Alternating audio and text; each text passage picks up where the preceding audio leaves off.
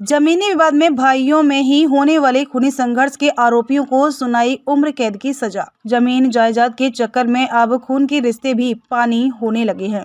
लगभग 2.5 वर्ष पूर्व जमीनी विवाद को लेकर हुए खूनी संघर्ष के मामले की सुनवाई करते हुए एडिशनल जिला जज ने आरोपियों को दोषी करार देते हुए उम्र कैद की सजा सुनाई है।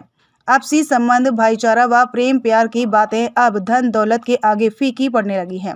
हरियाणा के यमुनानगर के छजरौली थाना क्षेत्र के तहत लगभग 2.5 वर्ष पूर्व भूमि विवाद को लेकर भाइयों में हुए खूनी संघर्ष का 2.5 वर्षों से कोर्ट में केस चल रहा था। एडीजे आरपी सिंह ने मामले की सुनवाई करते हुए आरोपियों को दोषी करार दिया तथा उन्हें उम्र कैद की सजा सुनाई है। गाँव दसोरा और जिसका थाना छजरौली पड़ता है, वहाँ पर भोपाल, रामलाल और नरपाल 3 सगे भाई थे।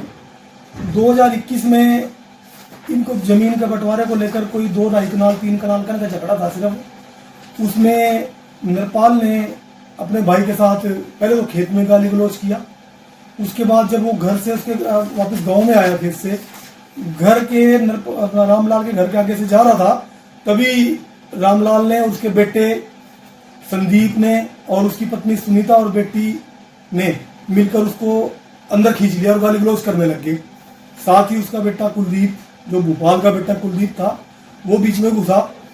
इतने में ही नरपाल अंदर से कोई बड़ा हथियार लेके आया, गंडासी वगैरह, और उसने कुलदीप के गर्दन पे वार किया पहले तो। उसके बाद उन्होंने फिर उसका चाचा छुड़ाने आया नरपाल की टांग पे वार किया। इस तरह से उन्होंने बहुत बुरी तरह से नरपाल की टांग को काट दिया और कुलदीप वहाँ पे बेसुध होकर गिर गया।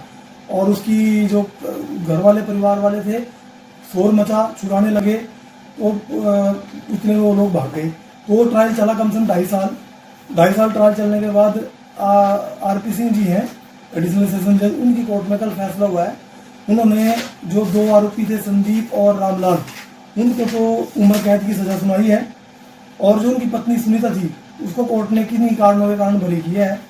और जो 307 उन्होंने लगी थी, जिसके उन्होंने अपने चाचा की टांग भी काटी थी, उसमें कोर्ट ने अलग से 5 साल की सजा करी है।